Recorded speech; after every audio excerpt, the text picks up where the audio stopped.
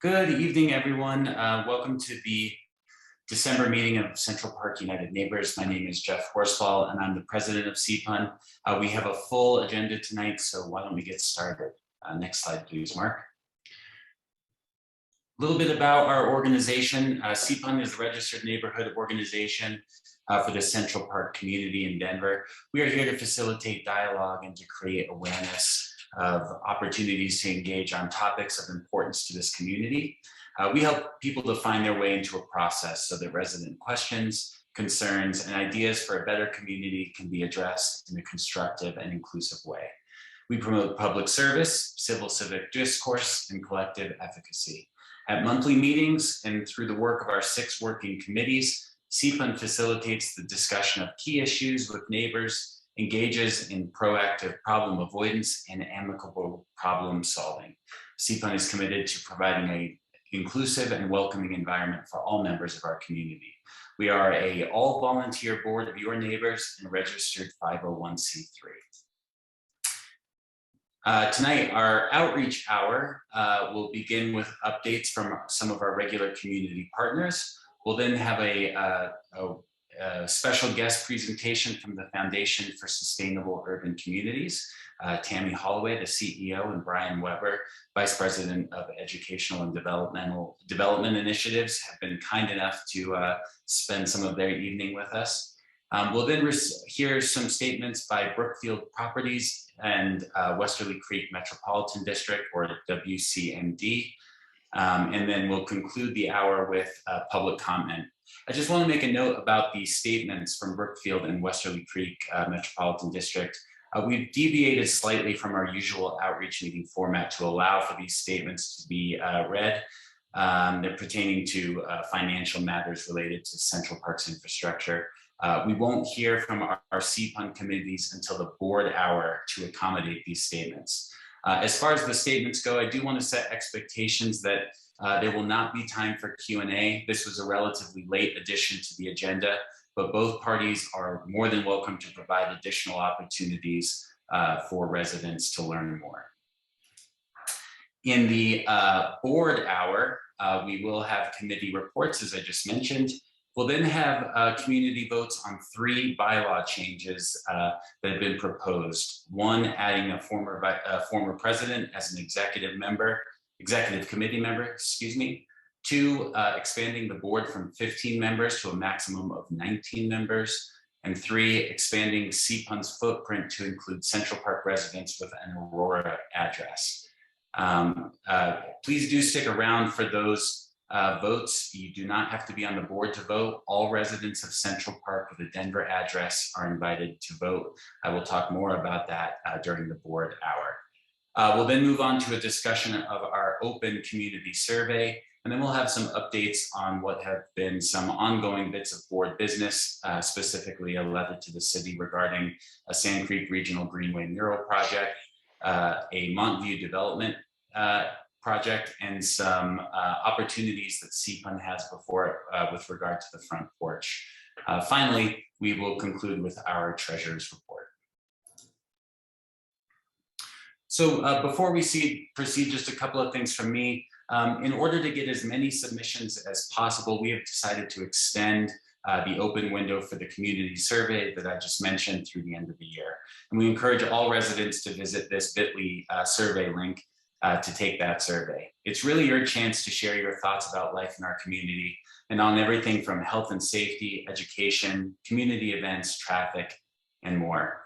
Your feedback will help CPUN and other stakeholders to meet community needs. We will not give away or sell any identifying personal information such as a phone number or email address. Please email centralparkunitedneighbors@gmail.com with any questions, and we do look forward to your input. Secondly, happy holidays, everyone. On behalf of Central Park United Neighbors, I really want to express my gratitude to all of our wonderful community partners, especially those who give up a Tuesday evening each month to attend these meetings, to our school communities who are in the DNA of Central Park, and to the many residents who put in the time to make our community a better place. On behalf of myself, I want to thank the board of Central Park United Neighbors and their families who give up so much of themselves in order to provide our residents with opportunities to connect and engage in their community. 2021 was a challenging year. It followed another challenging year, and I hope everyone enjoys a joyful and restful holiday season, and that you enter 2022 with optimism and enthusiasm. With that, we will move on to community updates from our community partners, and we'll start with Denver Police Department as usual. Lieutenant Hines is unable to make it, but I believe Officer Ferenz is here in his case. Yes, I am here. Good evening, Hi. everybody. Welcome. Thanks for having me.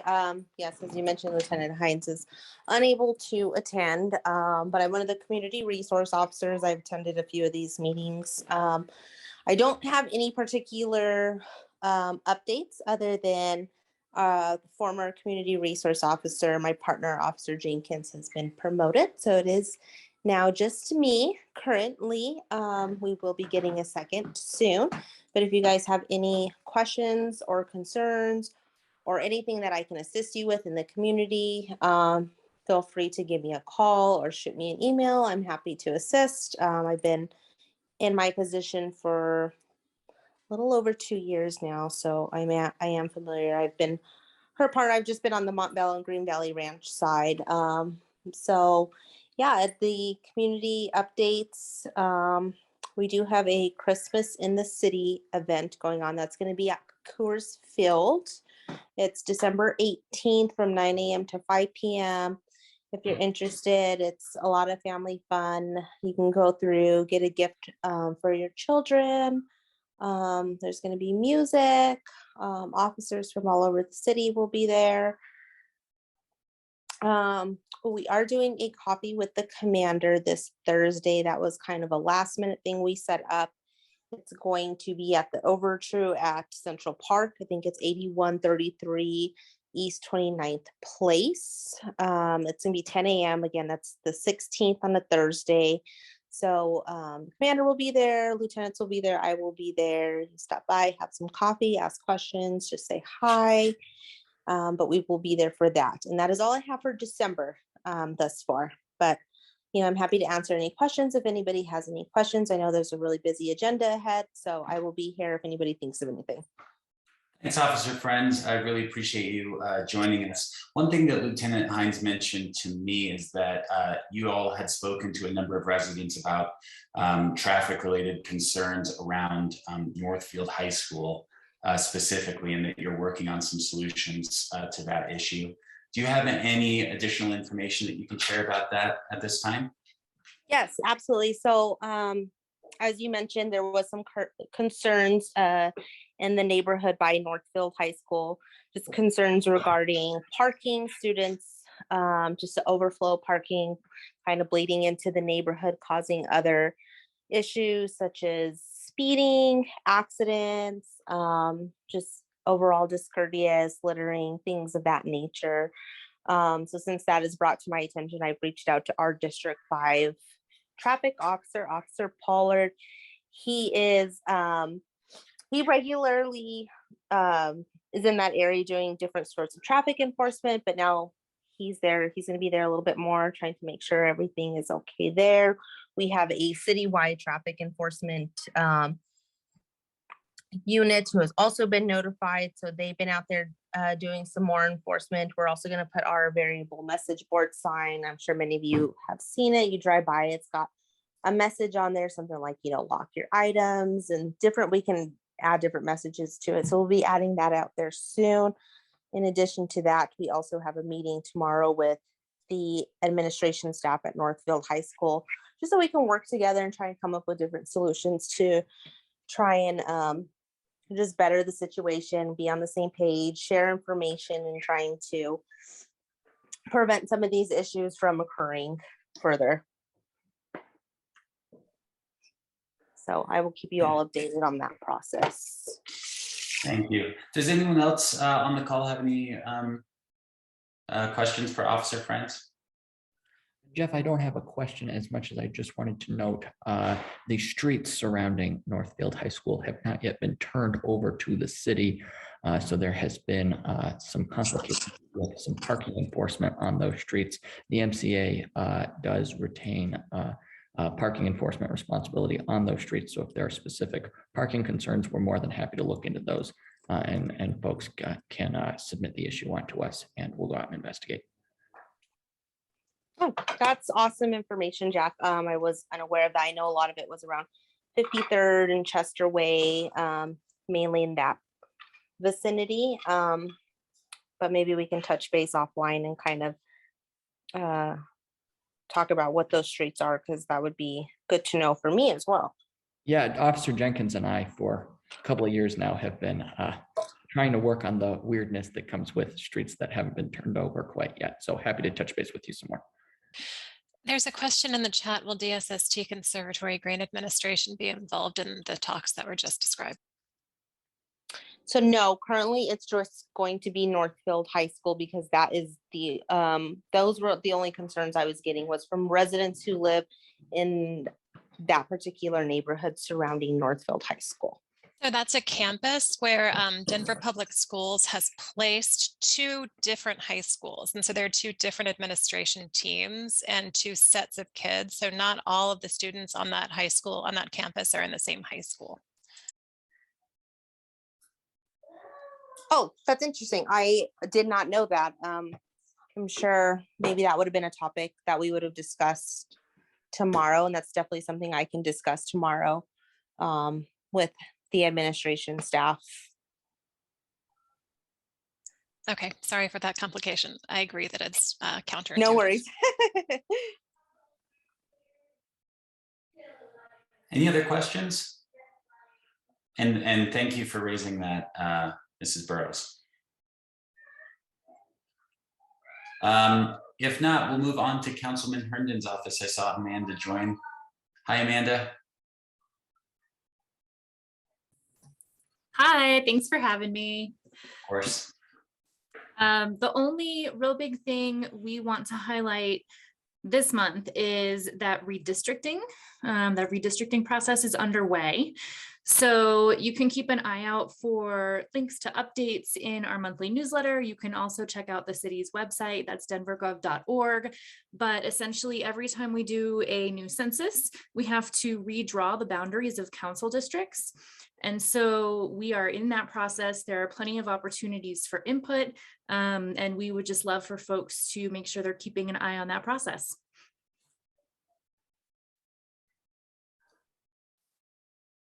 I'm around if anybody has any other questions for me. I will say thank you very much for helping us spread the word about our holiday toy drive that benefits both the Boys and Girls Clubs in our district.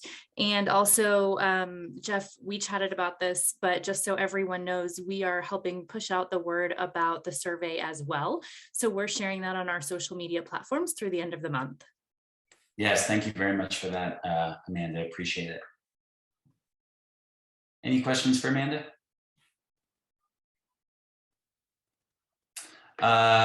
Eric from NETC. You want to go next?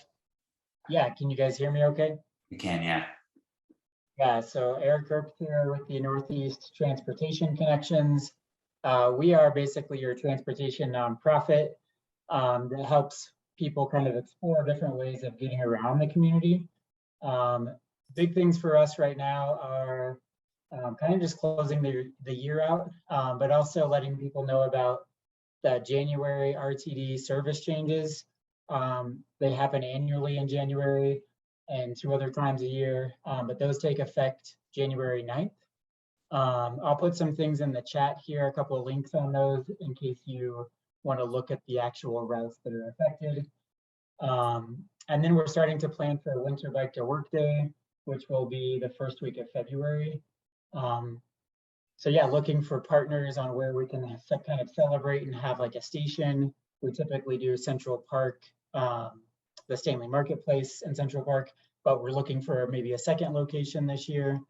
So please let us know if you have any ideas. And that's kind of everything from us for right now. Great, thanks, Eric. Any questions for Eric?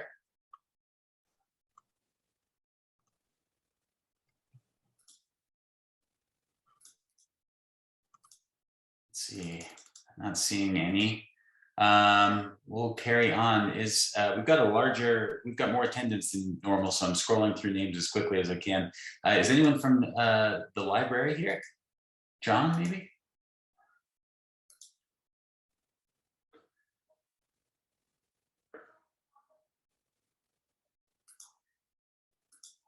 We moved our meeting up a week to accommodate holiday schedule, so it's possible that John was unable to join.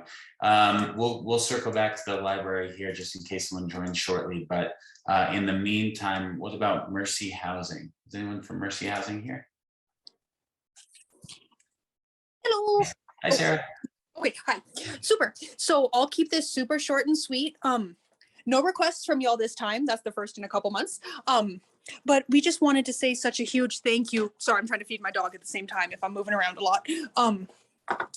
Just a huge thank you for being so supportive of the kids for the toy drive or for the Amazon wishlist toy drive. It was wonderful. And Jeff, I've got lots of photos that I'm going to send you tomorrow. So you guys can, oh, sorry, my dog just stuck his head in the bowl.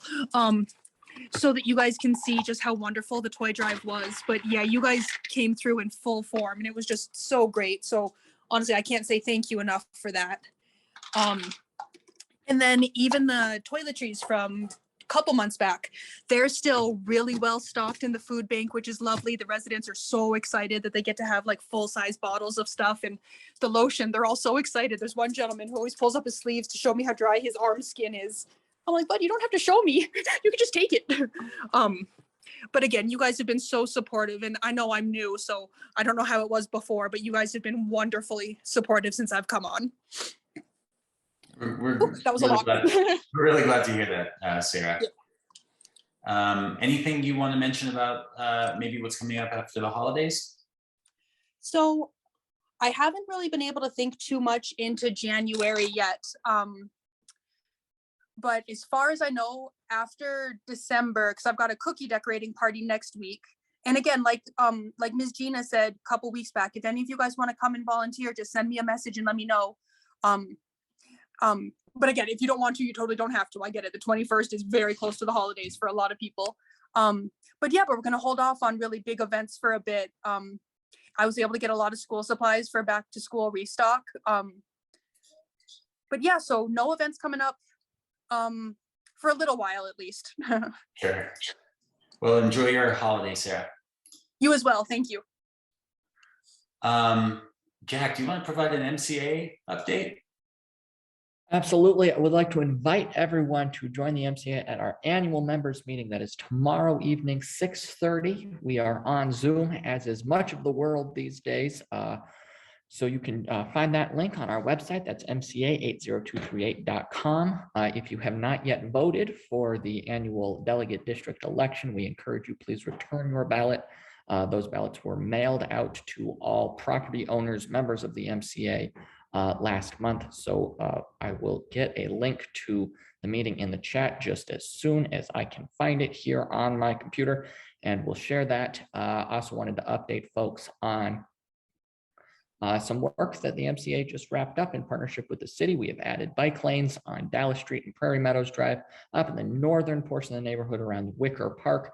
We just finished those yesterday, so they're very exciting. I know we have other bike lane plans that we're working with the city on throughout the neighborhood. Cube reservations will be again opening up to the public beginning in January. We'll provide more information then. And as always, with your MCA concerns, you can reach out to me or any of the folks here at the MCA. Would love to chat with you about how we can get your problem solved. Thanks, Jack. Does anyone have any questions for the MCA?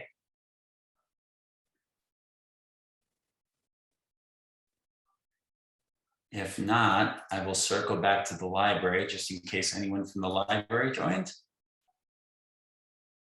Thank you, Jack, for putting that link in the chat.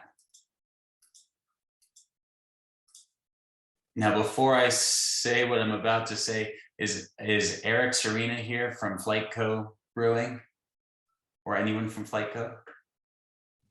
Yeah, this is Morgan O'Sullivan with Flight Co.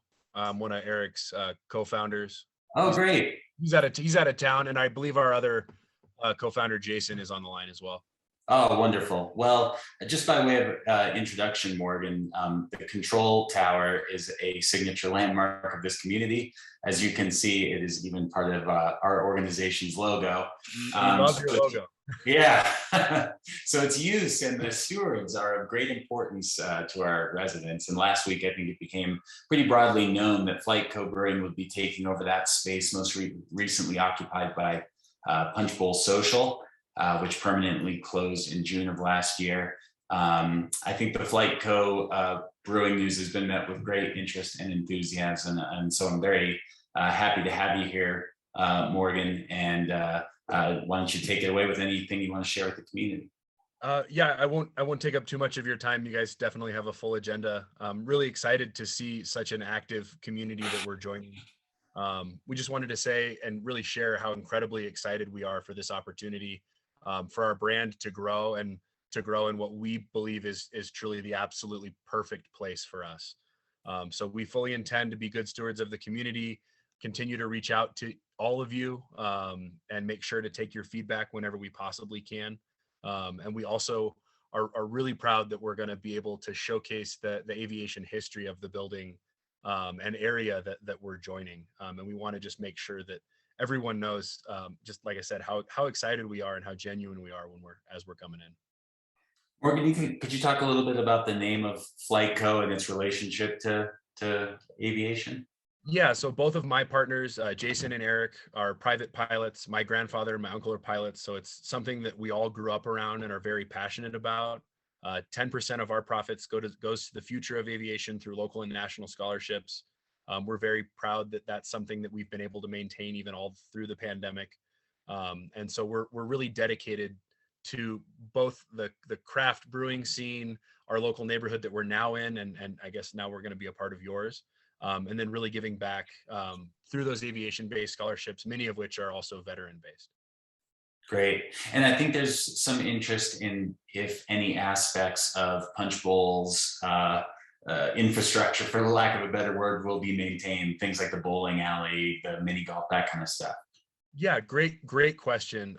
We're definitely going to keep most of the larger games that are kind of the bones of that place. We do want to provide that community gathering space that has that draw and that extra something for the families in the neighborhood, you know, whether it's the 18-hole miniature golf course or the 6 bowling lanes that are inside. So we do definitely plan to keep some, if not all, of the gaming elements that are currently there. Great. And then Rebecca on the chat wants to know if there's going to be a full bar. Oh, great question. It will be a full bar. So we will be a brew pub. So full cocktail menu, wine list, cider, as well as the beer that we brew. Great. Any other questions for Morgan? And if you guys think of anything later, I'll go ahead and drop my email in the chat. I'd be happy to respond directly to anyone that has any questions or concerns, or even suggestions in terms of how we can make a positive splash in your community. We're really looking to do that. Timeline for yeah, open. that's the obvious one. Yeah. Yeah, timeline for open is going to be this summer. Great. We're not moving any walls or doing anything too crazy other than enhancing the feel of the place and really bringing it on brand, celebrating the history of that building at the same time. Great.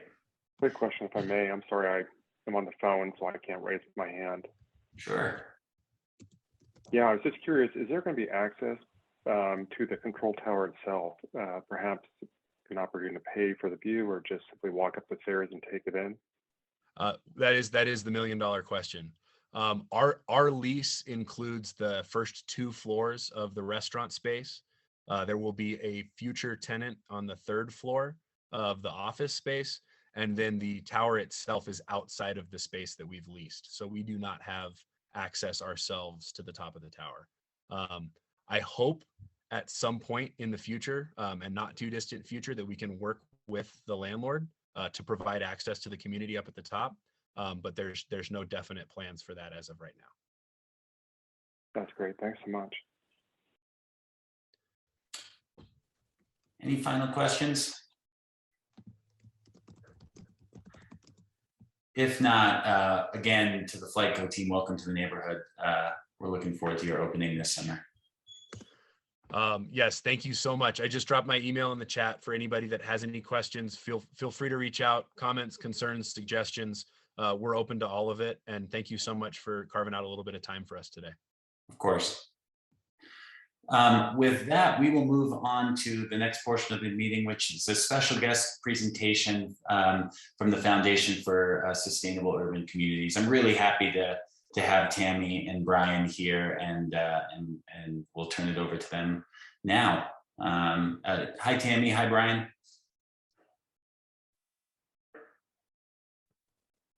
Hi, Jeff. I'm as much as I use Zoom, I'm still trying to get it right. I think we all are. Hello. Is that Brian? Yeah, hi, Tammy. Hi.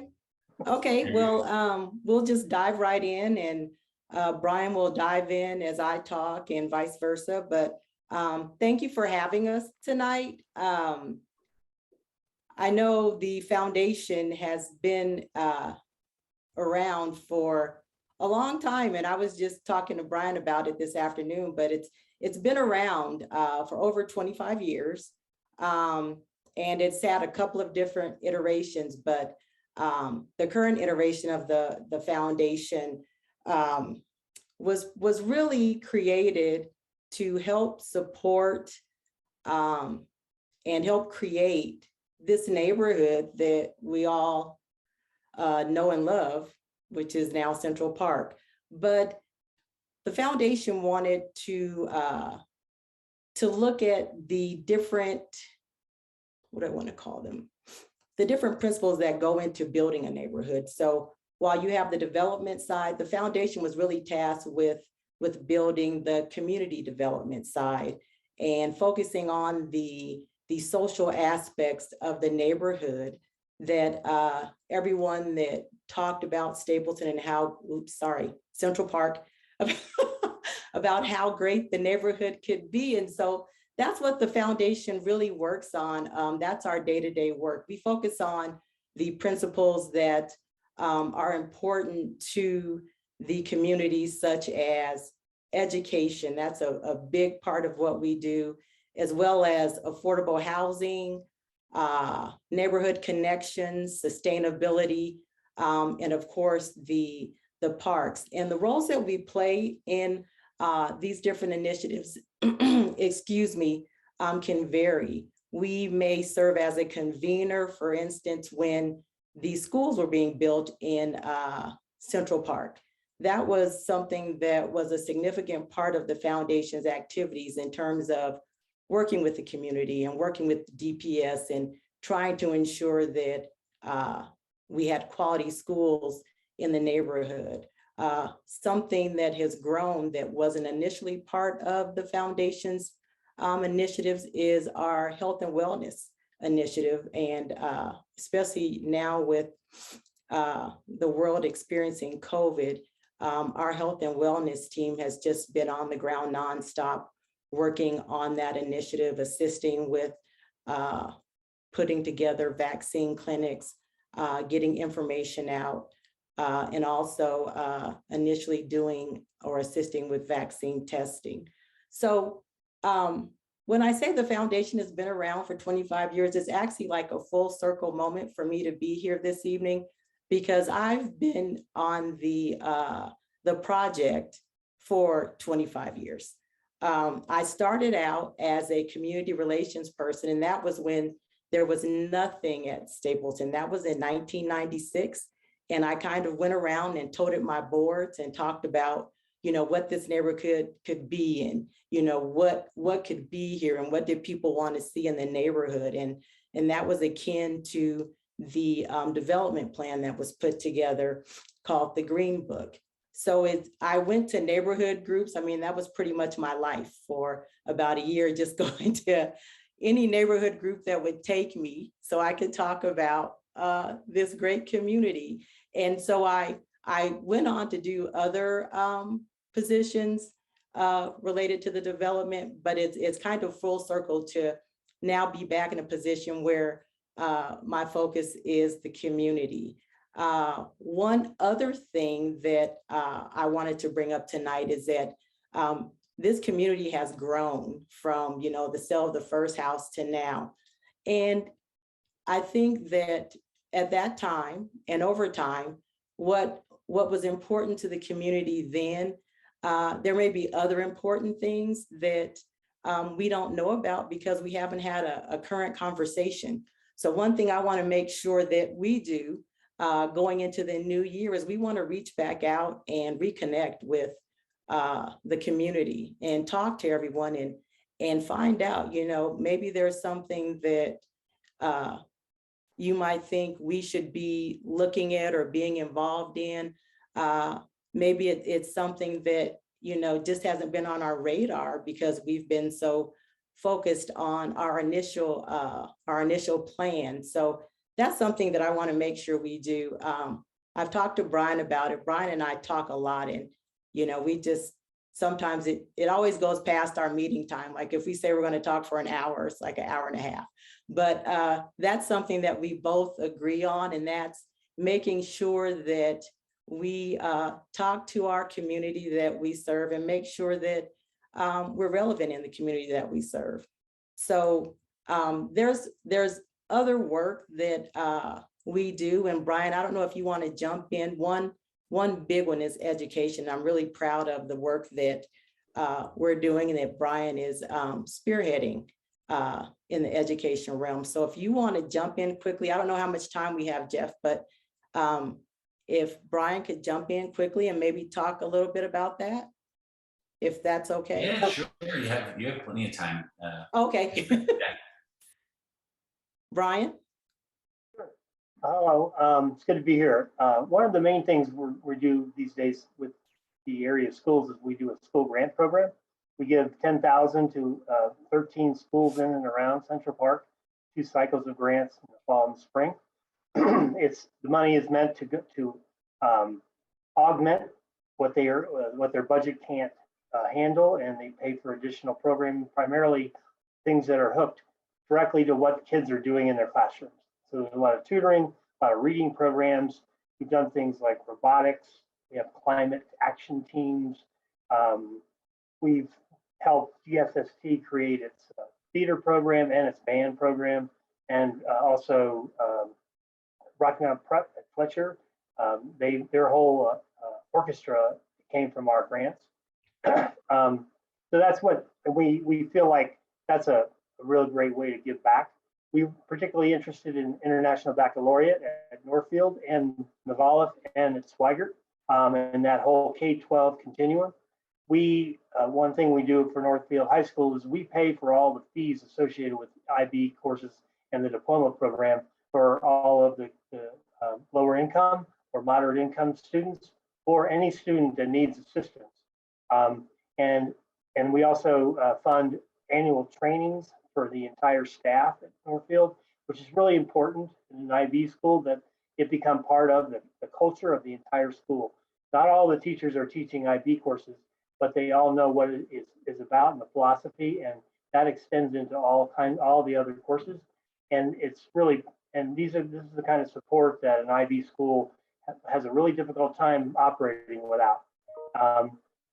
Last 4 years, on average, we've been giving Northfield $100,000 a year. We roughly distribute about $250,000 a year to all of the area schools. I also do technical support for things like the climate action teams about some other projects we've done. The fall of 20, we did a learning pod for lower income students here with the MCA's help. Thank you very much. We also purchased 2 tents that we put up for outdoor classrooms during COVID, and also for Northfield High School's prom in 2020. They wouldn't have had one without the tent. We feel really quite proud of that one. So those are, and I do a lot of work with the district. I've also been involved for the past 3 years in the Northeast Denver Innovation Zone, and which includes the 4 IB schools and 2 others. I recently left that, but that's gone pretty well. we're also supporting a lot of diversity, equity, inclusion work, particularly at McAuliffe this year. They have a really good program that they developed. And that's something we're trying to use as a pilot to be able to replicate in other schools. There's a real need for that in our schools. So those are, and something just as far as our history, we consider one of our large accomplishments was in 2010. After working for 2.5 years, we founded and then ran the Denver Language School. It's not located in Central Park. The plan was to locate it near here, but we couldn't find a facility, and DPS was graciously found one near Whiteman Elementary near Lowry. But anyway, about at least a half of the initial enrollment of DLS was from Central Park, and it's roughly about a third, I believe, of the enrollment now still comes from Central Park. So we feel like that was quite an asset we brought, and quite proud of that one. So, thanks, Brian. And Jeff, one other thing I just wanted to mention as well. Eric spoke earlier with NETC, and that's certainly one of the foundation's initiatives that we're very proud of in terms of the work that Eric and NETC are doing with regard to sustainability and transportation. So he spoke earlier. I just wanted him to know that I saw him. Great. Thank you both. I just want to say that Tammy, Brian, and the foundation have been just terrific community partners for a long time, including to CPUN, and we're grateful for the role that you play in the community. Just a couple of questions. We have a couple of minutes. Tammy, you'd mentioned wanting to restart that conversation a little bit about where maybe some blind spots are, some new opportunities might be.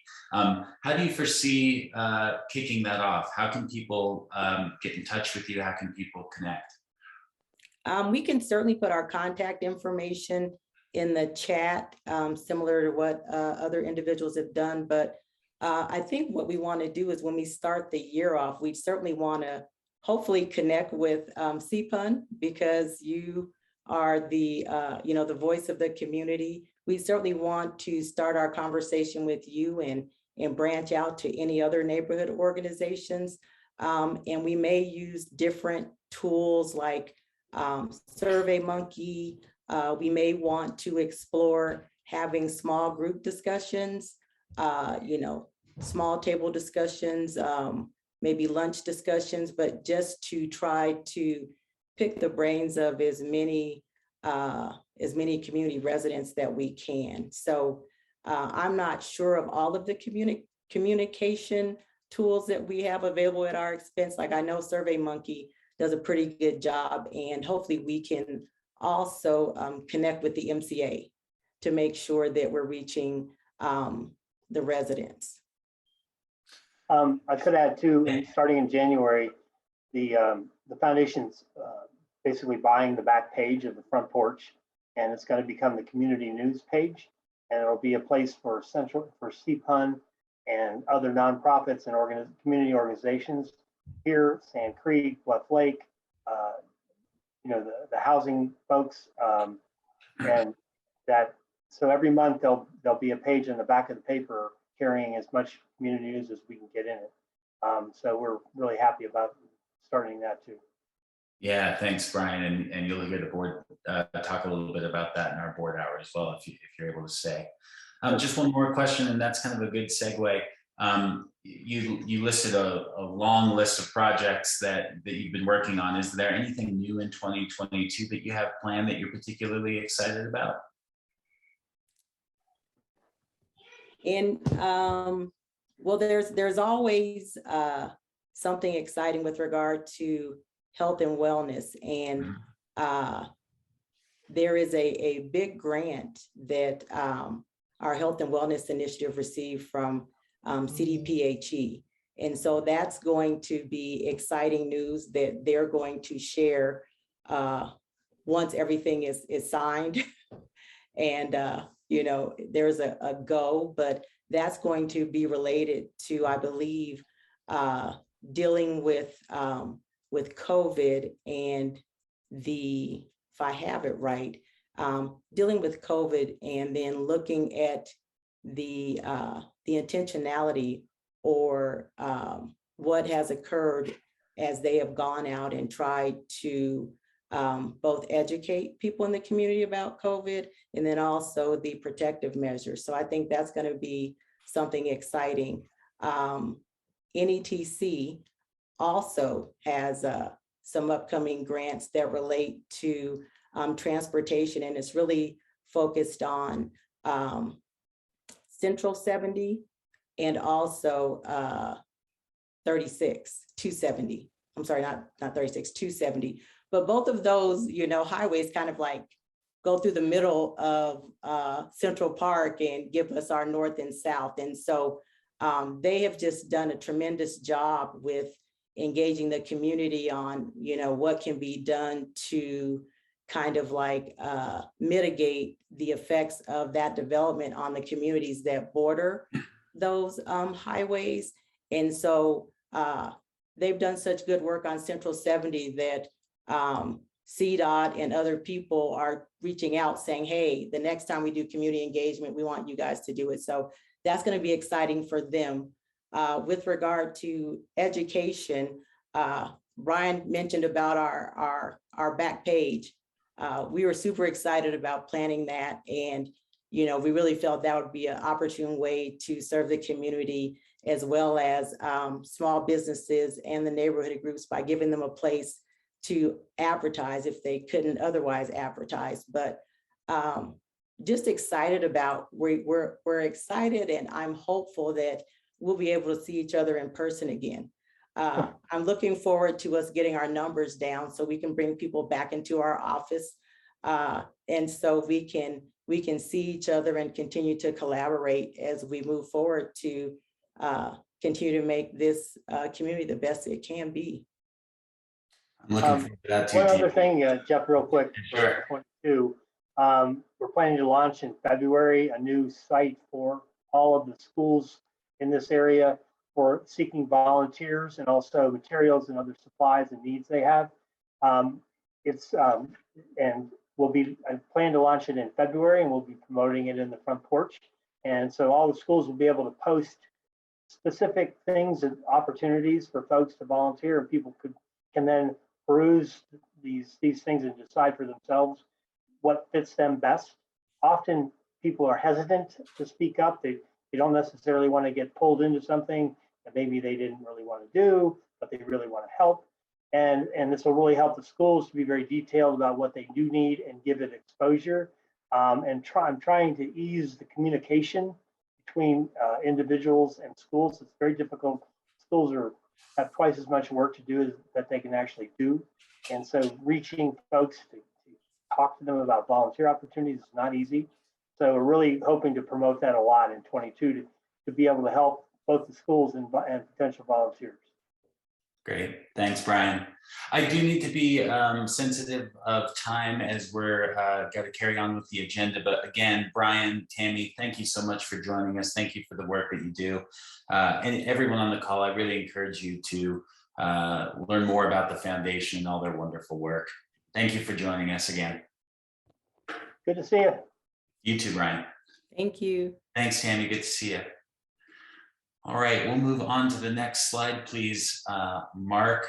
We'll next have our statements from Brookfield Properties, who will go first, and then Westerly Creek Metropolitan District. Representing Brookfield Properties, we'll have Jim Chrisman, who's a Senior Vice President of Development with Brookfield.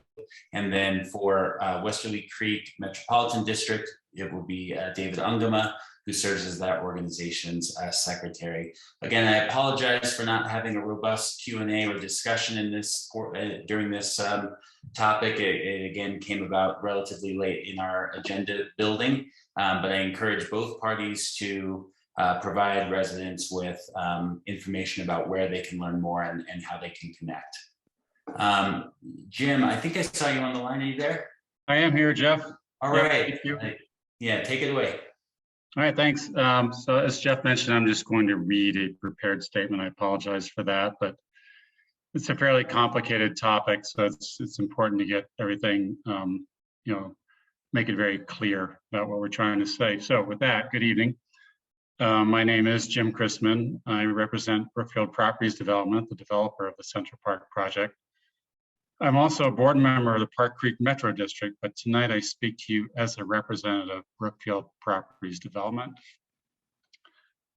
As some of you may know, the Westerly Creek Metropolitan District, the entity who you pay a portion of your property tax to, has threatened to sue the Park Creek Metropolitan District, the entity here at Central Park that's responsible for building and financing all the public infrastructure at Central Park.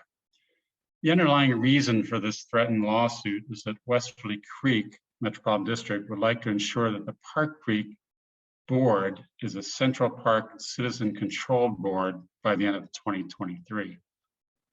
The numerous legal documents and agreements between the developer, ourselves, the city and these districts that led to the development of this project do not spell out an exact date for that to happen. Instead, it sets some guidelines as to when this might occur. What's ironic is that Park Creek does not control who is qualified to be a Park Creek board member. That responsibility lies with an entity called SDC, which was known as Stapleton Development Corporation. SDC was created by the city to oversee the development of Central Park. Westerly Creek Metro District would like SDC to agree to qualify only Central Park property owners by the end of 2023. SDC is not yet prepared to make that commitment without talking to various stakeholders of the Central Park project. So what? Why am I here discussing this with you? Because of the threatened lawsuit, Park Creek Metro District is unable to issue public debt at a low interest rate to pay down private debt outstanding at a higher rate. While we at Brookfield hold this higher rate debt and would like to get paid back, we also, like all of you, own property at Central Park and do not want to pay more in property taxes than we have to. Because Park Creek cannot lower the rate of $70 million of debt, the total dollars paid by the community will be higher than necessary, approximately $10,000 per day, $3.6 million per year. Because of the cost of the community will be higher than necessary, the timing of the decrease in your district mill levy will be later, or the amount of that decrease of the mill levy will be less than it would have to be. It doesn't have to be like this. If the Westerly Creek Metro District would agree to rescind their threatened lawsuit, Park Creek can issue the debt. Then SDC over the next 30 to 90 days can figure out the best way its stakeholders, including Westerly Creek, can best ensure a citizen representation on the Park Creek Board by the end of 2023. We continue to encourage the Westerly Creek Board to rescind their threat of litigation against the Park Creek Metro District. We feel it is their fiduciary responsibility of that board, as well as all boards within Central Park community, to do everything possible to keep all property owners' taxes as low as possible. Brookfield understands Westerly Creek's desire to ensure the Park Creek Board has Central Park resident control, or at least influence by the end of 2023, and we will continue to support Westerly Creek Board in that endeavor. However, we've been trying to get Westerly Creek Metro District to rescind this lawsuit for almost a year. Since we have not been successful, we need your help. We ask that you, the other property owners within Central Park, join us in contacting Westerly Creek Board and suggesting they rescind their threatened lawsuit. You may know some of the board members. Their names are Justin Ross, Katie Dell, David Ungama, who will speak after me, Tim Thornton, and Kristen Rosansky. And I will leave it to David to provide contact information for them should you wish to contact them. We'd also encourage you to get involved and join the Westerly Creek Board. There are 2 board seats coming up for election early next year, and we would look forward to seeing property owners on that board who do not feel a threatened lawsuit against another district in Central Park is a reasonable solution to this disagreement. Thank you for your time. Feel free to contact me or another colleague of mine at Brookfield Properties with any questions. This is the longest email known in the history of the earth, but it's james.chrisman, CHRISMAN, at brookfieldpropertiesdevelopment.com. And the other is Brian Fennelly, Fennelly, at the same brookfieldpropertiesdevelopment.com. I'll put that in the chat as well. So that's all I've got, Jeff. Thank you. Okay, thank you. And thank you for putting those emails in the chat, Jim, as well. David, you have 5 minutes. Great, thanks, Jeff. And oh, actually, I gotta let me turn off that virtual background. Let's see. I'll put it on my favorite place in Buena Vista. All right, so hi everyone, David Ungamo with Westerly Creek Metropolitan District Board. First off, I wanted to say thank you to Jim for your comments. You know, what is really revealed through your comments has been that there are so many lines of agreement between Westerly Creek Metro District and Brookfield Properties, and by extension Park Creek Metro District as well. As Jim had mentioned, this has been a challenge that really has emerged over many, many years. When I joined the Westerly Creek Metropolitan District, we were voted in I believe it was 2014, it may have been 2015, I have to remember. And in that time, why did I originally run? It was because at that time, Northfield High School was a bit uncertain in terms of its funding as to whether it was going to be fully developed or not, given the bond packages at the time by DPS. So myself, Tom Downey, and Tim Thornton, we all ran relatively on a similar platform. That was basically that if there is an opportunity for the community members of then Stapleton, now Central Park, had wanted to try to contribute towards the funding towards that high school to ensure that we had a quality high school experience within Central Park, then that would be one potential mechanism to do it. Well, quickly, we've learned probably in about 30 seconds upon being on the board that that wasn't a possibility. But we did understand now what the financial responsibility was for Westerly Creek Metro District relative to the overall development and financial obligations of our neighborhood. What we quickly learned is that how Westerly Creek and Park Creek emerged as part of a system back established in the 1990s and moving forward through the service plan, as mentioned by Jim, is that there was a disconnect between the responsibility of the property owners and citizens of Central Park relative to how their money was being expended.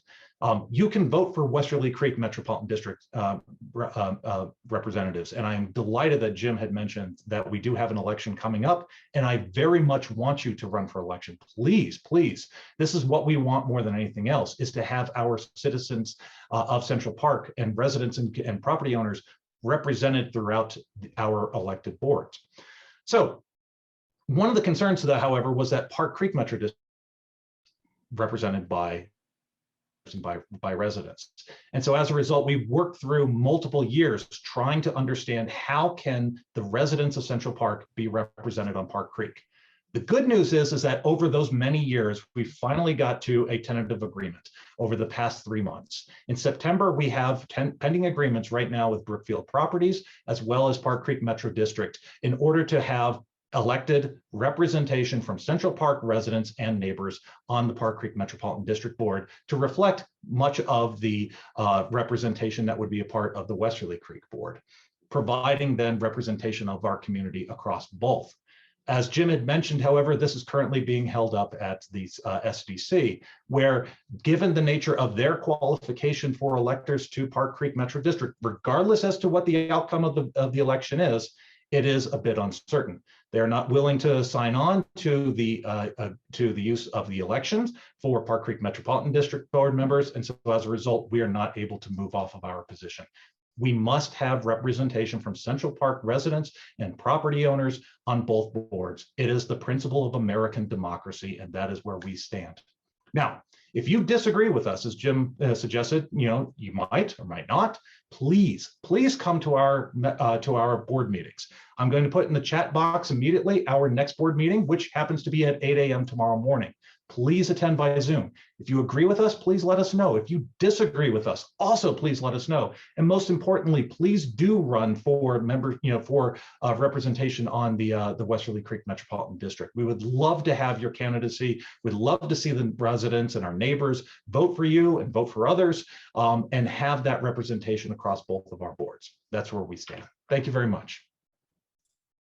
Thank you, David, and thank you for putting those meeting details in the chat. I'll just say what I said at the start, which is to apologize for not allowing time for a Q&A, but as you can tell by those two statements, this is a complex issue that could merit its own meeting. But thank you to both parties for joining us this evening, and I encourage residents who are interested in learning more to follow up with Jim and with David. Thank you, guys. We have a few minutes for public comment. Is there anyone that would like to make a public comment?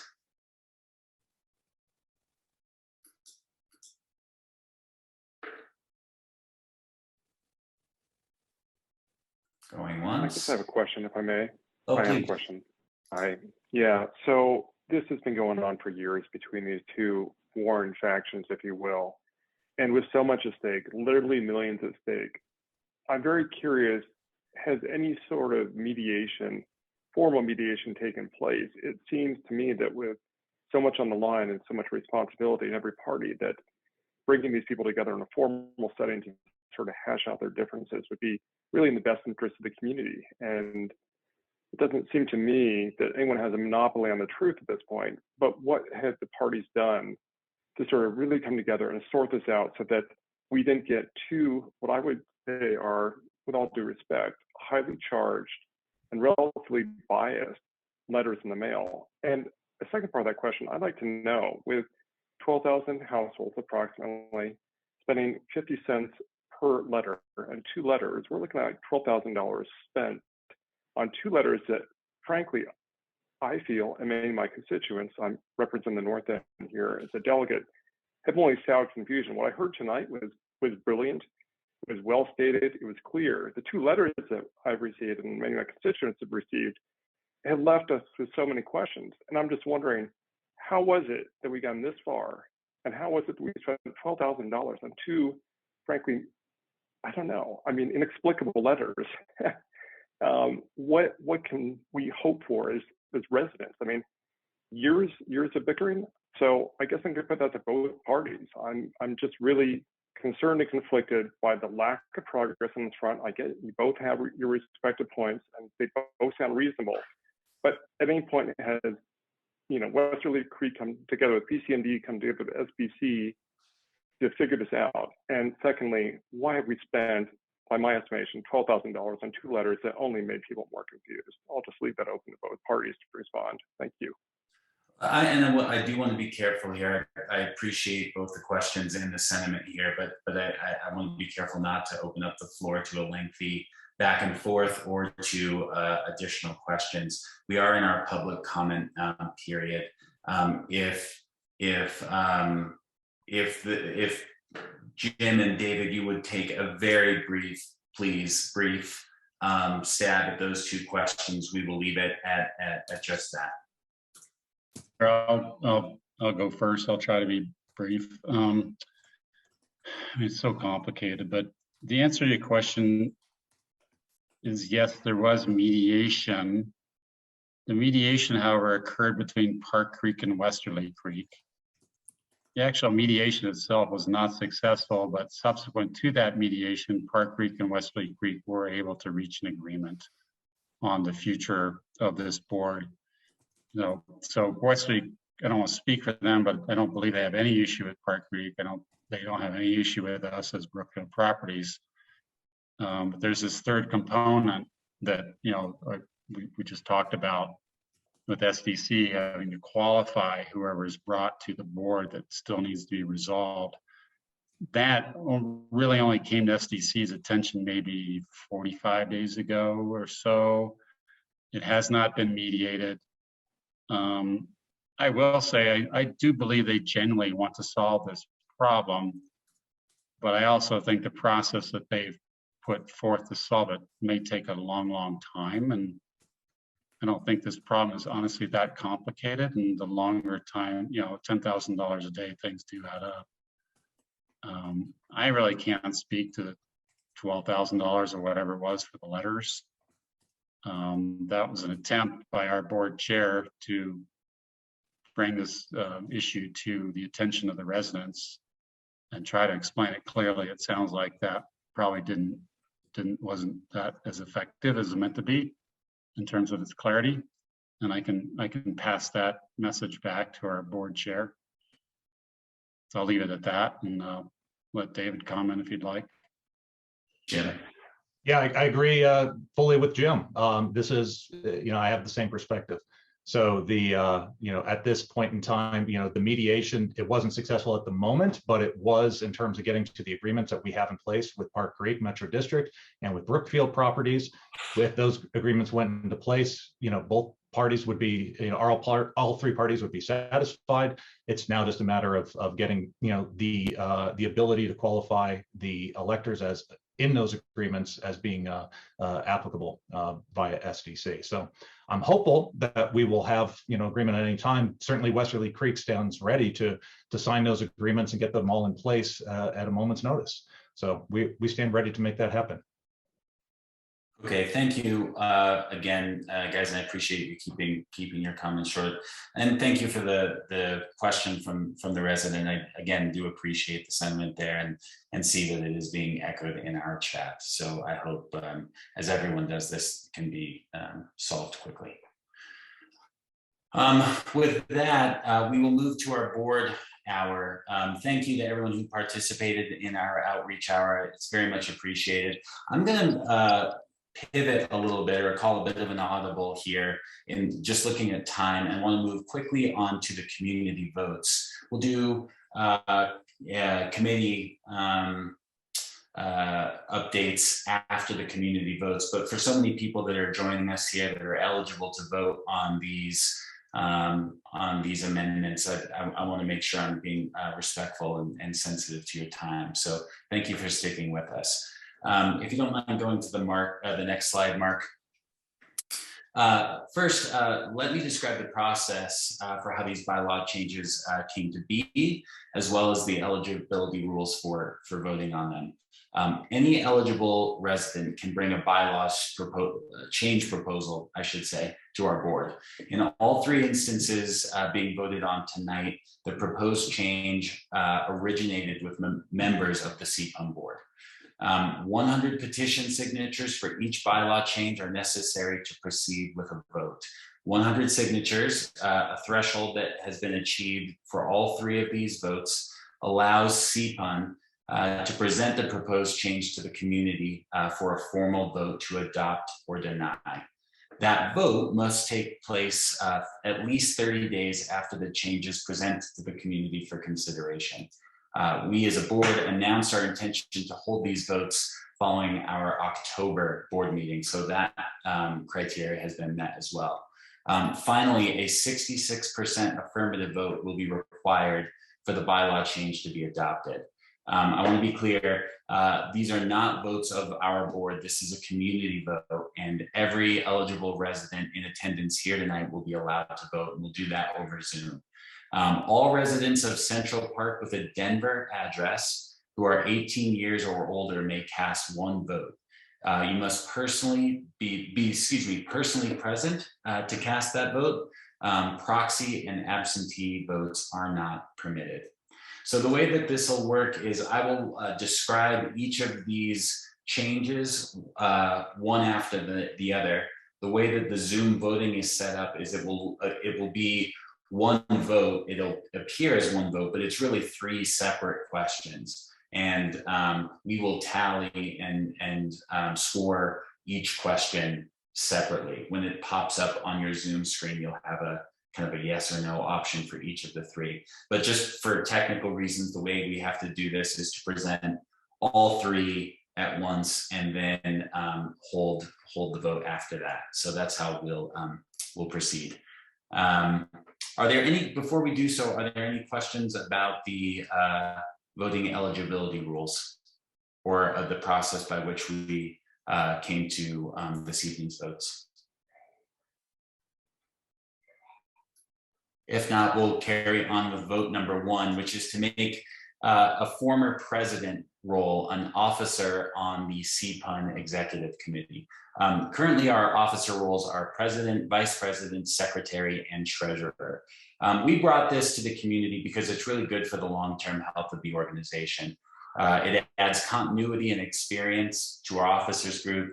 It creates room for a new member of the board to become an officer, and it creates an opportunity to keep former presidents engaged in the board in a less demanding capacity, where historically burnout in that role can lead to dwindling participation.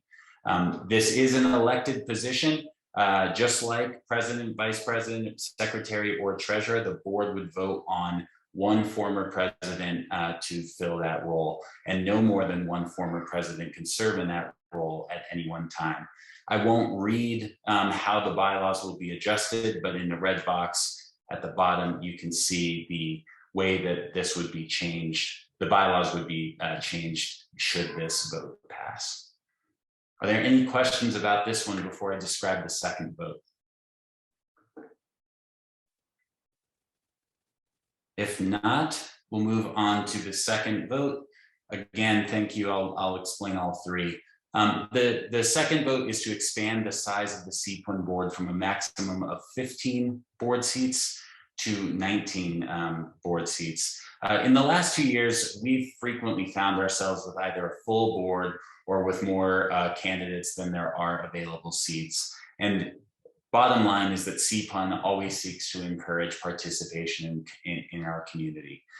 Since our existing maximum of 15 board seats was established, the population of Central Park has more than doubled. Alongside population growth, we have more neighborhoods at different stages of the development life cycle.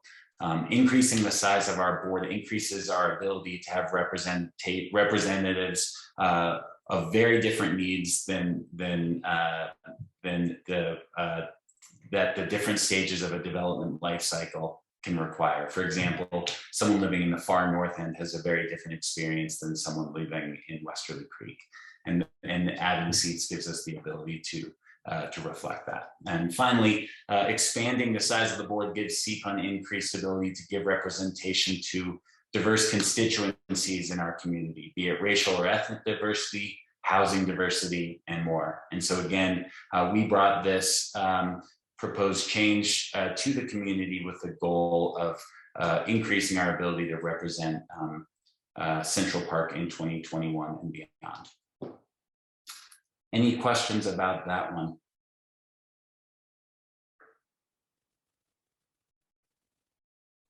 If not, we'll describe vote 3. Vote 3 is to expand the geographic footprint of CPUN to include Aurora residents. Our current bylaws limit the footprint of CPUN, of our organization, to areas in the city and county of Denver. And this is a product of CPUN being registered as an RNO with the city and county of Denver. The board is proposing to include in our footprint the residents who live in the city of Aurora. Expanding our geographic footprint to include Aurora residents would allow for 2 things, basically. 1, residents of Central Park with an Aurora address can become CPUN board members. And 2, residents of Central Park with an Aurora address can vote on CPUN business. This change really allows CPUN to be inclusive of all residents of the Central Park community. While interfacing with the city of Denver is and will remain an important function of CPUN, the majority of our day-to-day work that's done by this board is really community building and engagement activities that play out entirely within the borders of Central Park. Efforts meant to benefit residents regardless of what city their mail comes from or to. This change allows us to represent the entire community in carrying out this significant aspect of our work. We have written confirmation from the city and county of Denver. This is really important, from their Office of Community Planning and Development, that this change would have no impact on our status as a Denver RNO. We also have the support of NANO, an Aurora RNO that currently represents Central Park residents in Aurora. Under this proposed change, residents of Central Park with an Aurora address will be represented by both CPUN and NANO with equal opportunity to participate in either organization. CPUN will remain a Denver RNO and will therefore defer to NANO on communicating and facilitating Aurora city business to Central Park residents in Aurora. The one exception that we intend to make is to pursue communication and facilitation of information from the Aurora Police Department specifically, as that's a matter of public health and safety. Are there any questions about vote number 3? We can issue the vote in that case, Mark, and just final thought for me, all of these changes, again, were brought about by the CPUN board. I believe in them strongly. Our board supports all 3 votes, and I encourage you to vote to adopt them. I had a question. Sure. Yeah, sorry. I was just wondering, I saw you gave the 30 days notice, but I see that there's only like 35 participants on this currently, and probably 15 of those are the board that, you know, all initiated this in support. So I don't see that this is a full community vote, and you're going to get 66% of the community's, you know, backing of this when there's only 36 people on here to vote. So, I mean, why did you address it as a Zoom vote and not a paper vote or paper ballot, or the old way where we used to go into the cube and vote, you know, the old fashioned way? Yeah, that's a good question. First, I want to talk about a few things that we did to try to maximize awareness of the vote. Number one, we moved this meeting up a week so that more residents would be able to attend. 2, we issued additional communications via email and social media to alert people to their opportunity to participate. I think we have the ability to issue votes in other mediums if we choose to do so. And perhaps in hindsight, it was we should have considered that more. In this case, it is the default. It is not. We didn't make an exception. This matter of voting is the default method, and so we deferred to the default method rather than adopting an additional means of voting. It doesn't mean that we couldn't have or shouldn't have, but the process in communicating it amongst the board just didn't elevate the option to add additional voting methods.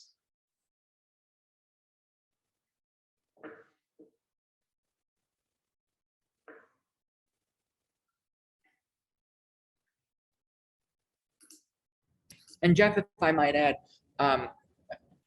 the feasibility of other voting alternatives is also quite difficult. If we were to send a paper ballot to all of our members, you know, that would be in the tens of thousands of dollars. And given our current public health considerations, an in-person meeting is not feasible. So those also played a role in our decision. Sure, you know, I think, and I didn't see forgive me for not seeing the name of the person that asked that question, but a frame of reference might be the name change vote, right? That was of a far more, I think to Jack's point, a far more significant scale. And so we went to much greater lengths to implement wide community voting in that instance.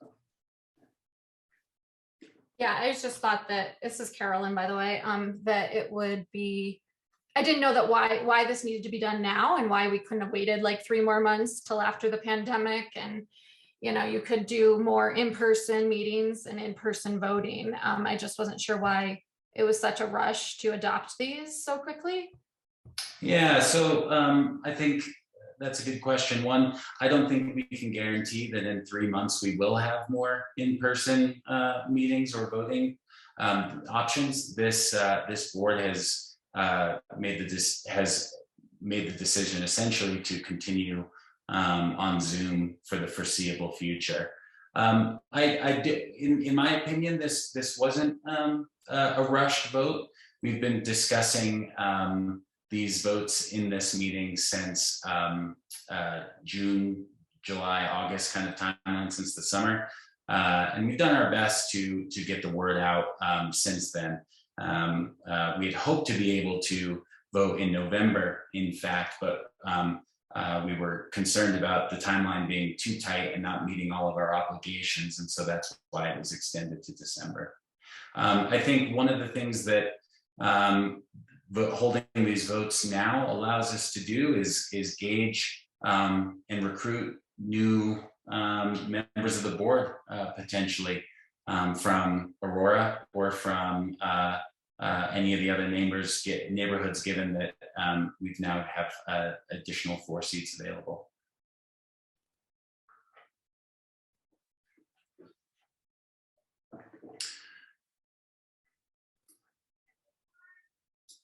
So I've lost track. I'm sorry, Carolyn, did you have any other questions or any other comments about that? No, I'm good. Thanks. Okay, thank you for raising those concerns. I appreciate it. Mark, I lost track of the voter thing in my window here. Do you see it? Yeah, I have it. You had to be removed so that you were able to vote because apparently co-hosts are not allowed to vote. Oh, okay. And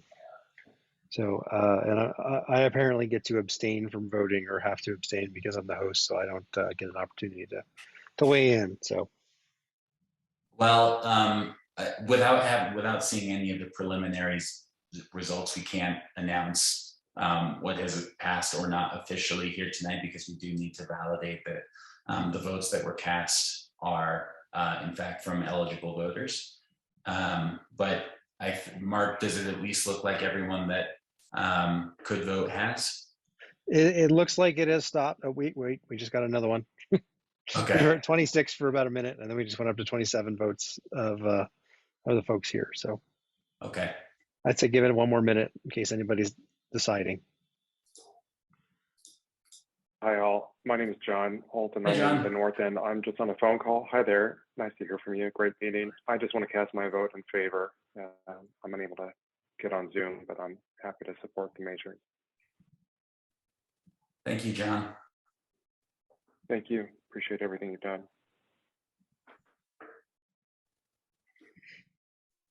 Okay. Well, Mark, maybe we can just, if the voting is stopped, we can close it. Do you even have to close it? I'm not sure how it. Yeah, I think I have to hit end poll and then save okay. it. So going okay. once, going twice, last chance, closing now. Thank you. Thank you, everyone. We will review the votes and make and report back to the community as quickly as possible. All right, and thank you for accommodating the audible in the agenda here. Why don't we go back to committee updates, which Mark is slide 12 if you're.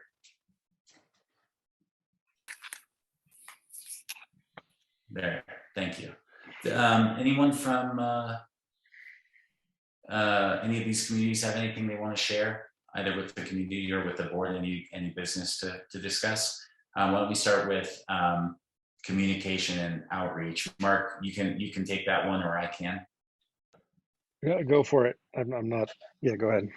Yeah, sure. I think the big thing for the board to be aware of on that front, aside from the news that Brian shared about the front porch, which we'll discuss as a separate issue later in the agenda. One is that, I should say, we continue to work on developing welcome bags for any new home sales in the community.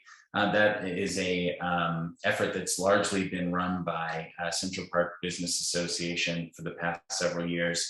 But we've begun conversations with them about either a transition to CPUN, or at the very least a collaboration on that effort. The goal is really just going to be to make sure that new residents have good understanding of our organization, but also that of our many community partners and ways to get involved in who is who and who does what. Our hope is that come May 1st, we have those bags in hand. They are stuffed with interesting material, and they're being delivered to people's doors. Hey, Jeff, quick question. Yeah. The communication committee normally meets on the second Wednesday. Mhm. Are we still meeting tomorrow, or are we going to pass on December? Yeah, what does the outreach committee think about that? I know some of the other committees canceled their meetings this month with holidays and to accommodate this evening's meeting. I don't have any agenda beyond what I just shared. Does any other members of the committee want to gather? I will not be able to attend tomorrow. Okay, thanks, Mandel. I'd vote for giving people back the holiday time, Jeff. Yeah, I agree. Okay, that's fine with me. We'll skip tomorrow's meeting then and reconvene in January. What about the DEI committee? And we do not have any updates at this time. Okay, thanks, Mandel. Education? Yes. Hello, everyone. Hi, Carol. Hi. Since September, the Education Committee has been in conversation and collaborating with the foundation, as you heard tonight with Brian specifically.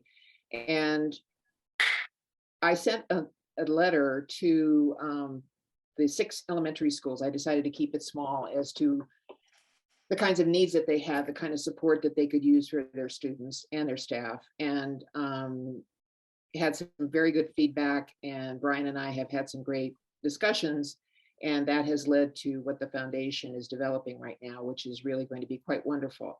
So, but we'd like to expand that to all of the schools in the community, and so he and I will be in conversation about how we can do that. We probably will try to be, also the committee will try to bring speakers, the new DPS board members, to one of our board meetings, at least in the first 2 or 3 months of the new year. So we'll be doing that. And I think that this project, in terms of supporting students and supporting staff, is going to be big. There are dire needs, there are diverse needs, and I think the focus needs to be on that, at least right now. So thank you. Great. Is there anything the board can do to help, Carol, at this point? Absolutely, but I would rather not talk to you about that now. I think that in the new year and with some specifics, I'd be happy to start that conversation. Fair enough. Thanks, Carol. Thanks for all the work you're doing. Health and safety? Yeah, so we are continuing our conversations with various different mental health providers here in the city. We are hopeful and working together to form a list of mental health service providers here in the neighborhood and region of the city.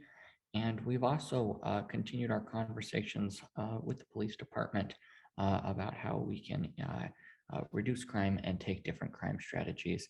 We also work hand in hand with the city's park rangers on a number of issues related to some regulations within our mini parks here in the neighborhood, and have done work related to homeless outreach and ensuring that we can provide those experiencing homelessness that are unhoused with appropriate resources and services. Jack, do I remember right that you volunteered to find a guest speaker for, or this committee, I should say, volunteered to find a guest speaker for January? Is that right? I don't, I can do January. Yes, I have asked a couple of people if they'd be interested, waiting to hear back. Okay. But if you want me to do January, I can make that happen. Okay, I don't mean to paint you in a corner, Jack. I thought you had volunteered. And No, I do. I said I would find you a speaker for sometime next year. So if you need, I'm sorry. Do it in January. If you want me to do it later, I can do it later. But you do whatever. If you're running into trouble, Jack, just let me know. We can sort something out. Don't feel. You and I can just talk about it. If you're making progress, great. If not, I can work something out, I'm sure. I just got a follow-up. I sent a follow-up email, and I bet we can close the loop on it. So okay. Yeah, I'm sorry for the misunderstanding. Oh, it's all right. Safe streets. Carol again. I'd like Brad. I know that he's on the call. To speak to. I just want to mention that we have 3 co-chairs: myself, Brad, and Amy Campbell, who is a member of the community. So we are well staffed, I'd say, And the three of us met last week to do some planning. But Brad, can you add anything here? Yeah, I love the least well-spoken co-chair speak here for this committee. And no, we did a great brainstorming and planning for next year. I think what's coming up is, we continue to wait with bated breath for the protected bike lane on Central Park Boulevard.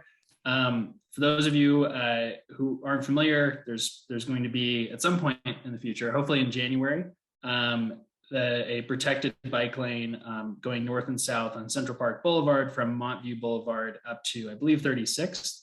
And we will make sure everybody knows, and that we're going to throw a big bike riding party when it's all well and done. And then I think the other thing in January we're going to cover is try to educate our neighbors on an upcoming vote that should be happening actually next week with the full city council for a campaign called 20 is Plenty, which you might have seen yard signs for, but essentially it would be to reduce the default speed limit in residential streets across Denver from 25 miles per hour to 20, which has a host of studies that show that is remarkably much more safer for everybody involved.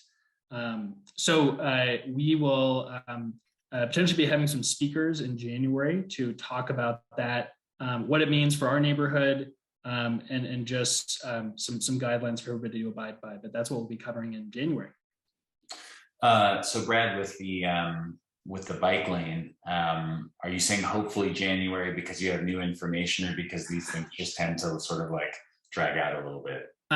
Well, my latest information from Dottie was that they are just the supply chain for the material used to make the striping of the lanes on the street is out. And they said they should have it in a new work order issued in January. So I'm not saying it's a definite because I've lost all ability to say that, but hopefully it actually comes in January. Okay. Yeah. Okay. Well, thanks for continuing to shepherd that along. Let's see. Any sustainability? Mark, do you have anything to talk about there? I don't at the moment. We'll pass for this month. Okay. All right. In that case, I think we can move on to our next topic, which is the survey. By the way, I want to just point out that we now have two non-board members who are at least co-chairs, if not outright chairs of CPUN committees, and Amy and Shalise, and I think that's fantastic. I love seeing residents getting involved. I'm really glad to see that. The survey. So last month we had, frankly, paltry returns on survey responses. And we'd all agreed to make a concerted effort to try to get a little bit better turnout. And I'm happy to say it's been successful. I checked this afternoon, and we now have we went from a couple hundred responses to over 1,200 responses, almost 1,300, with a 77% completion rate, which is fantastic. We've already announced that we're going to extend it through the end of the year, so we'll stick with that number. But I think at that number we can call this survey effort a success. But more opinions are better, more perspectives are better. So just encourage everybody to continue to promote that throughout the community. Amanda, are you clapping or are you raising your hand to say something? I see like a little hand. That was a high five. Oh, okay, good. Yes, I'm glad. Yes, I'm high five back. Any questions about the survey? Maybe I wonder if the DEI survey team has any has any update on their survey. Last month we were talking about how you were starting to compile some of the data from your survey.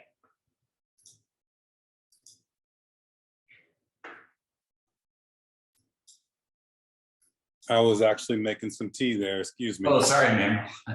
No worries.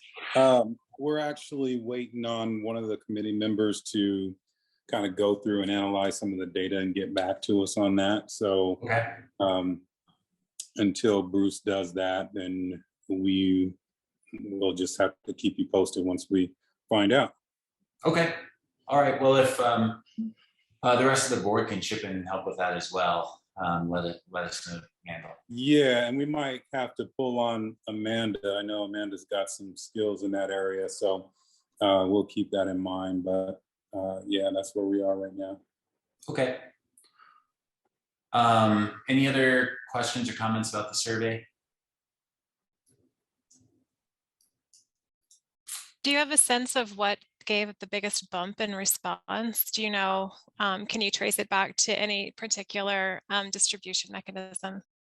I hesitate to say this, but I think the community emails appear, just from just glancing at it, appeared to have made a difference there. So I don't really know what to attribute it to. I didn't dig too deeply into it, but just looking at the little timeline chart, the community emails seem to have been influential.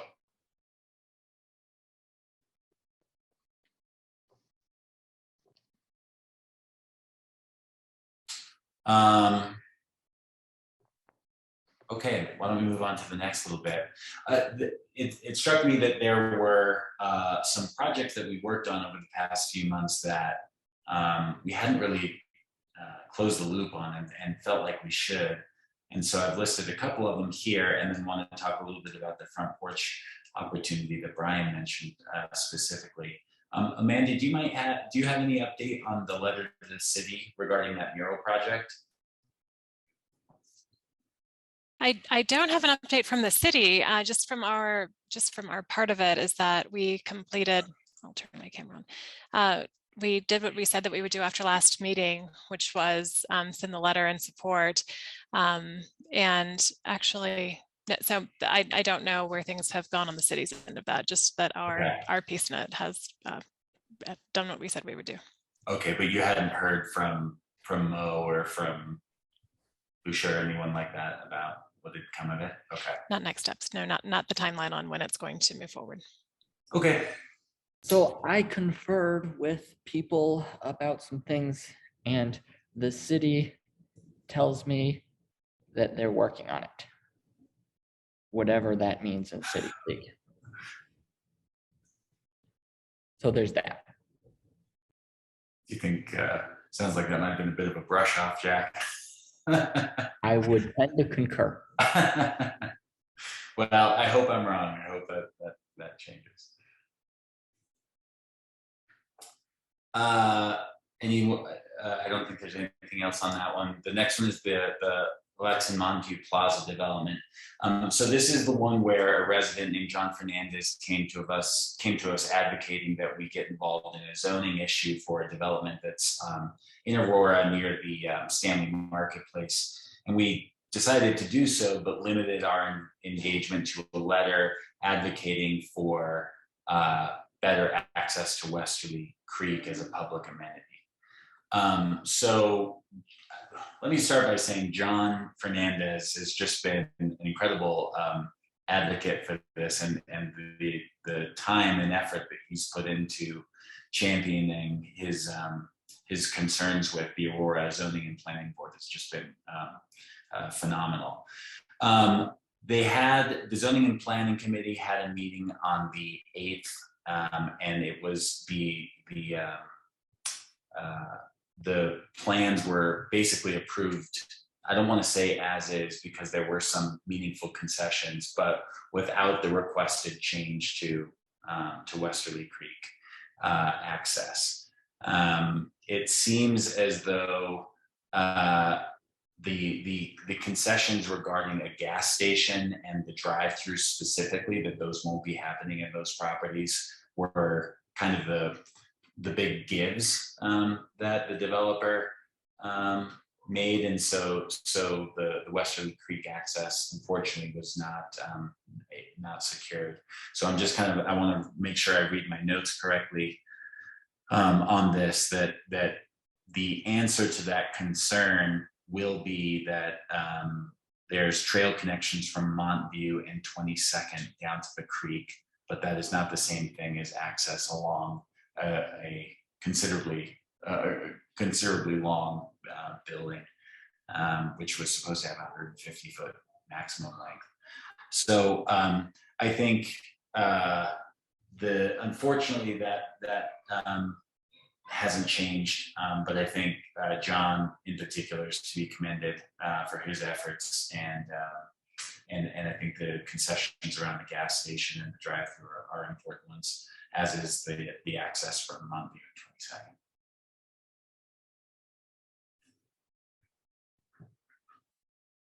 on 22nd. Any questions or other thoughts about that one? Then if not, I'll just elaborate a little bit on the front porch opportunity. Brian reached out to Mark and I as chairs of the outreach committee to have a conversation about this. Basically, what they want to do is have a full, as Brian said, a full page dedicated to community news that we will share with lots of people, or excuse me, lots of other organizations, but that CPUN will have a dedicated section of that page at the top that more or less resurrects the old Sunspot, which is a position that we held in the front porch for a number of years. I think, when was that canceled? Maybe 2 years ago? Within the past year. I don't think it's been quite 2 years. Yeah. But the outreach committee is really excited about it. It's a great opportunity for the board, and the outreach committee will certainly be taking advantage of it, and will be the outreach committee will be leading that authorship each month. The space that we have is going to be 300 to 500 words, which goes fast, especially if you include any kind of introductory remarks or closing remarks for things like sign up for our email list, that kind of stuff.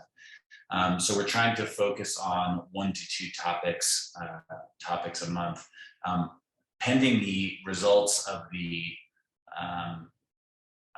vote, and I wouldn't be surprised if Mark has sort of been tallying those in the background as we speak.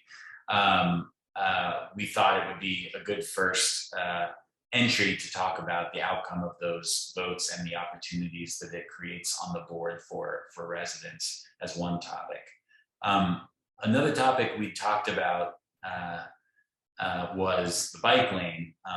Brad, if we included it in the January one, we would have to let them know about it by the end of the week. And it would be sort of speculative, like this is coming in January. And I'm a little hesitant to do that. Yeah, well, I know the front porch is going to be writing an article about the bike lane. So I got interviewed for it last week, and then like right after I gave the interview is when Dottie told me it was getting delayed again. So so I think it's probably smart to. I think if there's another topic that is important and you want to get it out there, it's probably best for the January one, and then it might also just be redundant for like the February issue, because they're probably going to run an article on the bike lane, assuming it gets done in January before press time. Yeah. So the article was with the front porch? Yeah, they're going to write an article about it.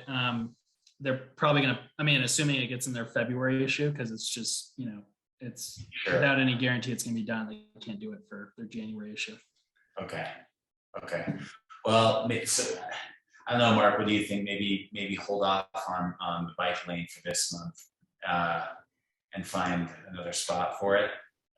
You could also just say like it's that's kind of way I just wrote a blurb for Mark for that update there, is just to say like it is coming in the future, at some point, like it should be a done deal hopefully by the end of January. So up to you all if there's another topic you'd rather go with.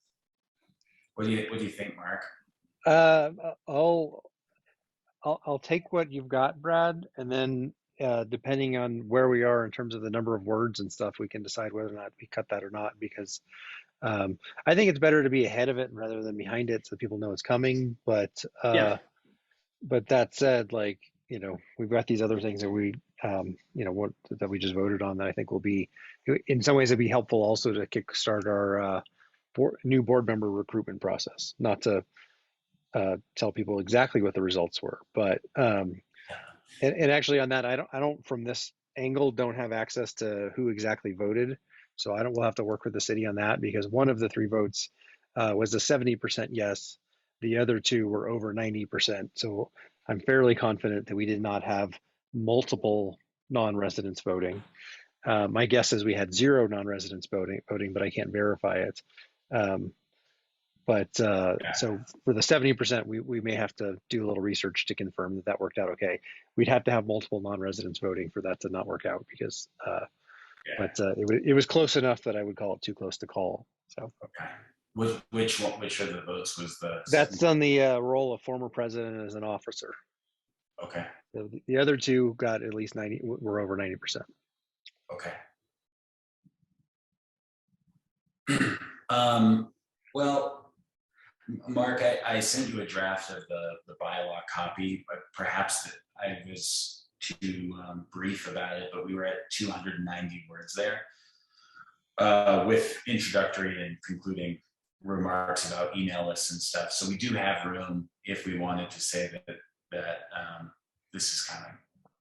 Well, I definitely want to have something about inviting people to join the list, which shouldn't be that many words. Oh, okay, if it is, I haven't had a chance to look at it yet. So, but if we've got room, I think it makes sense to include, especially if we get the graphic. I think Brian would probably appreciate the nice graphic, and I do have that already, Amanda. So, just a heads up, we're good there. And just in a bit of self-promotion for the organization, one of the things that appeals to me about the bike lane topic is, of course, it's great that it's going to be there, but that we'll have this kind of signature design element that CPUN spearheaded is a good thing to be able to demonstrate the kind of things that we can do and do for the community regularly. Jeff, I think that's what's holding up the bike lane is that special design. You mean that was had to be custom made, that not just regular? Otherwise, it'd be done by now, Jeff. Yeah, fair enough.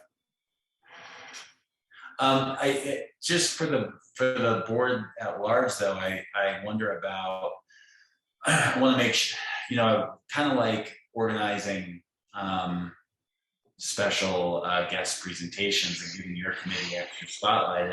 I do want to be sensitive to giving all committees opportunity to claim a CPUN spot or whatever it's going to be called. So a thought for, unless people have strong opinions about it now or thoughts about it now, would be to how to allocate space to different committees for all the good work that everybody's doing. We can take it a month at a time. Everyone takes a month. Sometimes it doesn't work out that cleanly. Of course, you have to be opportunistic and timely, but I do want to make sure everybody has a chance to write something if they want to. Mark laughs. As Amanda will recognize, yes, it would be great for committees to have that opportunity, but not all committees always take or adhere to that, having that opportunity. So I want to counter that with, we appear to be in an era of involved and thriving committees. So I'm optimistic about that being successful this time around. That's true. Good, true. Very true. I withdraw my laugh. Does anyone have any thoughts about that? If not, I think we're down to the treasurer report from Brian. Which will take 2 seconds. I think the fundraising committee continues to do a great job with the email support. So they're up to $2,700. And we are approaching the $10,000, which will shortly go down once we pay for the annual website charges. So, but mostly there's not much updates there. Mark, when we talked to Brian, you mentioned the formal proposal for year 2 spending. You and I didn't really close the loop on who was doing that. I assumed that you had done the first one and we just update it. Yeah, I assumed that I was doing it, and I Okay. haven't had a chance to yet, but I certainly, will before the end of the year or something. I've just had some work stuff to do, and Yeah, hopefully sure. sooner than that. But yeah, I mean, I just need to, I think, mostly get the precise amounts that the charge is going to be. Okay. Yeah, just for the board, a reminder that the foundation granted us money for the Nation Builder website and our email distribution and all that kind of stuff. And Brian had just asked for an updated proposal for the second year of that effort.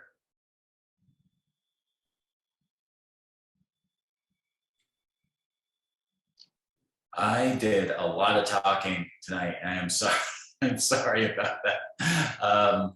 Would anyone else like a turn? I think you did a good job. I don't have a problem with it. So I was going to say, you did a great job.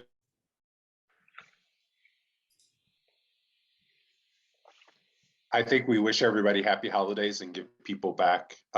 In Zoom mode, we give everybody back 13 minutes of their day. Yeah, that's right. Happy holidays, everybody. Oh, for sorry, anybody Mark. who wants to stay on, I will leave. If anybody wants to, I'll leave the Zoom running just in case anybody wants to stay on for a while. Okay. Happy holidays, everybody. I hope everyone has some good time off. Thank you for being on the board and all that you do. Take care, everyone. Thanks, Jeff. Thanks. Good meeting. Thank you.